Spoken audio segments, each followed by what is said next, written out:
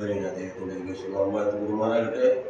അനുഗ്രഹമായ ചിന്തയും അംഗീകൃതമായ ഗാനവും പാടി കാഴ്ചകളോർത്ത ദൈവയുടെ കയ്യിൽ നിന്ന് വിടിയിച്ച ഏകനായ അത്ഭുതങ്ങൾ ചെയ്ത ആ വലിയനായ ദൈവത്തിൻ്റെ സന്നിധിയിൽ നമുക്കായിരിക്കാൻ വലിയനായ ദൈവയ്ക്ക് വലിയ മുഖാന്തരത്തെ ഓർത്ത് ദൈവത്തെ തുതിക്കും.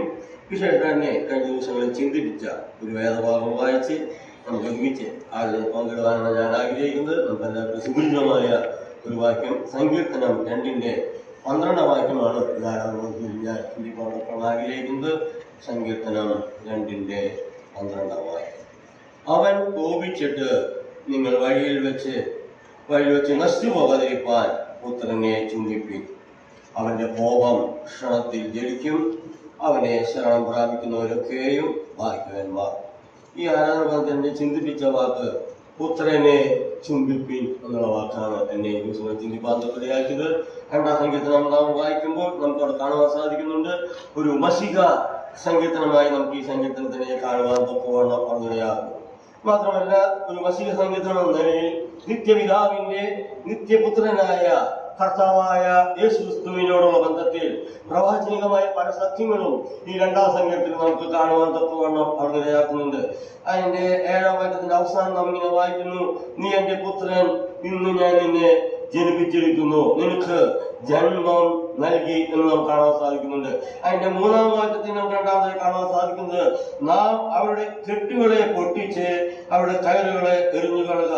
അത് നാം അവരുടെ വിലവുകൾ തകർക്കാം, അവരുടെ ചങ്ങലകളെ പൊട്ടിച്ച് മോചനം നേടാം എന്ന് നമുക്ക് കാണാൻ സാധിക്കും. എന്നാൽ 4-ാം വാക്യത്തിൽ അവിടെ നമുക്ക് കാണാൻ സാധിക്കുന്നത്: സ്വർഗത്തിൽ വസിക്കുന്നവൻ ചിരിക്കുന്നു, കർത്താവ് അവരെ പരിഹസിക്കുന്നതായി നമുക്ക് കാണുവാൻ സാധിക്കുന്നുണ്ട്.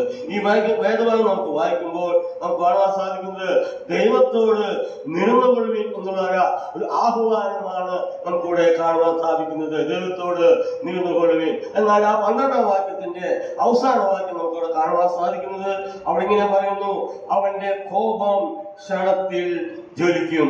ദൈവത്തിന്റെ കോപം അല്പനേരത്തേക്ക്, ക്ഷണനേരത്തേക്ക് മാത്രമാണ്. എന്നാൽ അത് സഹിക്കാവുന്നവൻ ഭൂമിയിൽ ആരുമില്ല.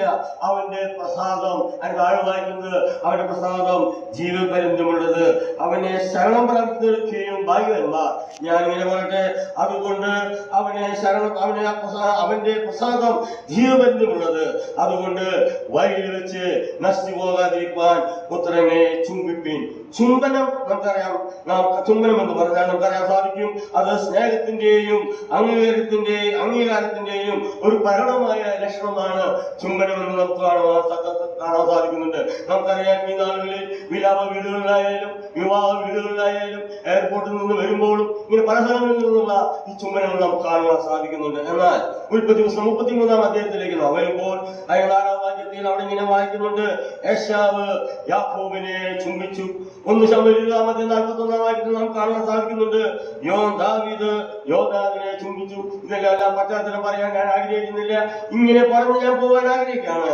സമന്മാർ തമ്മിലുള്ള സ്നേഹത്തിന്റെ ഒരു അടയാളമാണെന്ന് നമുക്ക് കാണാൻ സാധിക്കും. തുല്യരായിട്ടുള്ളവരുടെ ഒരു സ്നേഹത്തിന്റെ അംഗീകാരം. മാത്രമല്ല, ലൂത്തിന്റെ പുസ്തകത്തിലേക്ക് നാം വരുമ്പോൾ അവർ 14-ാം വാക്യത്തിൽ ഓർപ്പ അമ്മായിമ്മയെ ചുംബിച്ചു, പൊട്ടിക്കരഞ്ഞു എന്ന് നമുക്ക് കാണാൻ സാധിക്കുന്നുണ്ട്. അത് നമുക്കറിയാം, ഉച്ചബന്ധം ഉള്ള ഒരു നിലയിൽ കാണാൻ സാധിക്കുന്നുള്ള ആ ചുംബനമായി നമുക്ക് കാണാൻ സാധിക്കും. മത്തായി സുവിശേഷം 26-ാം അധ്യായം 49-ാം വാക്യത്തിലേക്ക് നോക്കുമ്പോൾ ഗുരുഭക്തിയുടെ പ്രകടിക്കുന്നതായി കാണാൻ സാധിക്കുന്നത് കർത്താവിനെ ആടിനെ ഉച്ച കൊടുക്കുന്നു എന്ന് പറഞ്ഞുകൊണ്ട് ആ ചുംബിക്കുന്നതിനെ കാണിക്കാൻ സാധിക്കും. അത് ഗുരുഭക്തികളെ കാണുവാൻ തൊക്കവണ്ണം അവർ ഇടയാക്കുന്നുണ്ട്. എന്നാൽ ഞാൻ ഇങ്ങനെ പറയട്ടെ, നമുക്കറിയാം, മുടിയനായ പുത്രന്റെ ആ പിതാവിന്റെ ഭവനത്തിൽ നിന്ന് തനിക്കുള്ളതെല്ലാം സ്വരൂപിച്ച് തന്നെല്ലാം വാങ്ങിച്ച് ആ മുടിയനായ പുത്രൻ കടന്നുപോയി, വിദൂരയിൽ കടന്നുപോയി. ആ പോയ പോക്ക് നാം മനസ്സിൽ ചിന്തിക്കുമ്പോൾ നമുക്കറിയാം, ആ പോക്ക് എന്നാൽ അവൻ തിരിച്ചു വന്നത് നമുക്കറിയാൻ സാധിക്കുന്നുണ്ട്. പിതാവിന്റെ അരികിലേക്ക്, ആ സ്നേഹസമ്പന്നനായ പിതാവിന്റെ മകൻ പിതാവിലേക്ക് കടന്നു വരുവാൻ തൊക്കൊണ്ടിടയാക്കും. അപ്പോൾ ആ പിതാവ് തന്റെ മകനെ കഴുത്തിൽ കെട്ടിപ്പിടിച്ച് ചുംബിച്ചു എന്ന് മാത്രമല്ല, വീട്ടിലേക്ക് സ്വീകരിച്ചതായി നമുക്ക് കാണാൻ സാധിക്കുന്നുണ്ട്. ആ മുടിയനായ പുത്രനെ പിതാവ് സ്നേഹിച്ചു, കഴുത്തിൽ കെട്ടിപ്പിടിച്ച് ചുംബിച്ചു, വീട്ടിലേക്ക് സ്വീകരിച്ചു. ഞാനിങ്ങനെ പറയട്ടെ, നാം ഓരോരുത്തരും ദൈവത്തിനെതിരായി പാപം ചെയ്ത് നിത്യനാശത്തിന് യോഗ്യരായി തീർന്നവരാണ്. എന്നാൽ വലിയനായ ദൈവത്തോട് നിരപ്പം പ്രാപിപ്പാൻ തക്കവണ്ണം തന്റെ പുത്രനോട് ആ വഴി കാണിപ്പാൻ തക്കടയാക്കി. നമ്മുടെ ജീവിതം ഇങ്ങനെയായിരുന്നു. പാതാളത്തിന്റെ ആടുകളായി നിത്യനാശത്തിലേക്ക്, നിത്യ നരകത്തിലേക്ക് യാത്ര മധ്യ നമ്മുടെ രക്ഷകനായ കർത്താവിനെ ചുംബിപ്പാൻ ദൈവം നമുക്ക് കൃപ ചെയ്തു. ആ വലിയനായ ദൈവത്തെ സ്തുതിക്കുവാനും കഴിഞ്ഞ കാലം നമ്മുടെ പാപങ്ങളെയും നമ്മളെ ക്ഷമിച്ച് മാത്രം നമുക്ക് വിരോധവും പ്രതികൂലമായ ധൈര്യത്തെ മാറ്റി നമുക്ക് വേണ്ടി കാൽവരിക്കുരിശിൽ രണ്ട് കള്ളന്മാരുടെ മധ്യേ തൂങ്ങപ്പെടുവാൻ തൊക്കിടയാക്കി.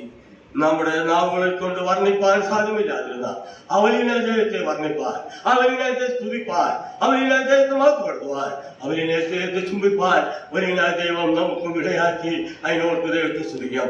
ഭക്തനായ ടി കെ സാമുവൽ സാർ ഇങ്ങനെയാണ് ഇങ്ങനെ പാടുവാൻ തൊക്കിടയാക്കി. നമ്മുടെ 69ാമത്തെ പാട്ടിൽ താൻ ഇങ്ങനെയാണ് പാടുവാൻ തൊക്കിടയാക്കിയത്. തൃപ്പാദത്തിൽ ചുംബനം ചെയ്തു, ബാഷ്പവർഷം കാലുകളിൽ പെയ്തു, മാത്രമല്ല ഇടവിടാതെ കീർത്തനങ്ങൾ ചെയ്തു. കടമ തീർത്താലും അത് നരകമാകില്ല. ആ ഭക്തൻ പാടിയ പോലെ നമുക്കും പാടി അദ്ദേഹത്തെ മഹത്വപ്പെടുത്താം. തൃപ്പാദത്തിൽ ചുംബനം ചെയ്തും ബാഷ്പവർഷം കാലുകളിൽ പെയ്തു,